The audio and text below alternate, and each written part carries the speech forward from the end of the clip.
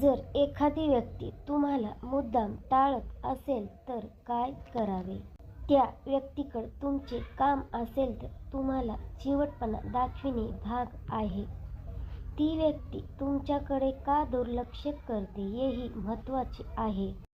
40 वर्षे झाली असतील. मी एका सहीसाठी मॅनेजरकडे गेलो. ते नेहमी पटकन करीत. त्या दिवशी लक्षच देईनात. हातात ठेवले असता कागद न बघता बाजूला टाकला. मी नाराज होऊन बाहेर गेलो.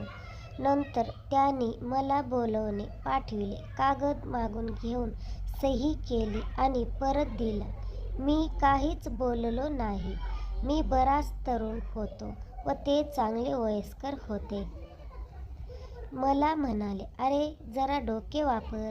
त्यावेळी माझ्यासमोर जो बसला होता त्याच्याकडून धंदा भरपूर मिळतो, पण तो लबाड आहे. तू सरळ आहेस. तुझ्या कागदावर मी डोळे झाकून लगेच सही करेन, पण त्याच्या बाबतीत तसे करता येत नाही. मी तुझ्याकडे दुर्लक्ष केले त्याचे हे कारण होते.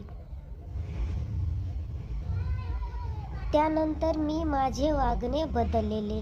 काही वर्षांपूर्वी माझी नेहमीचीच कोळी मी पुढ्या उभा विचारतो आहे तर न पहिल्यासारखेच केले. थोड्या वेळाने अंदाज आला व निघालो. तेव्हा तिने एक अर्थपूर्ण कटाक्ष टाकला. मीही म्हटले, "फेरी मारून येतो." गेलो. ती मला म्हणाली, "ही खास चीज आहे. त्याला द्यायची नव्हती. तुला पाहिले व झाकून ठेवली. घे." एखादी व्यक्ती मात्र नेहमीच विनाकारण तुमच्याकडे दुर्लक्ष करीत असेल तर वादविवाद न करता आपणही दुर्लक्ष करावे. तर मित्रांनो, तुम्हाला हा व्हिडिओ कसा वाटला तर नक्की कमेंट करून सांगा. चॅनलवर नवीन असाल तर चॅनलला सबस्क्राईब करा.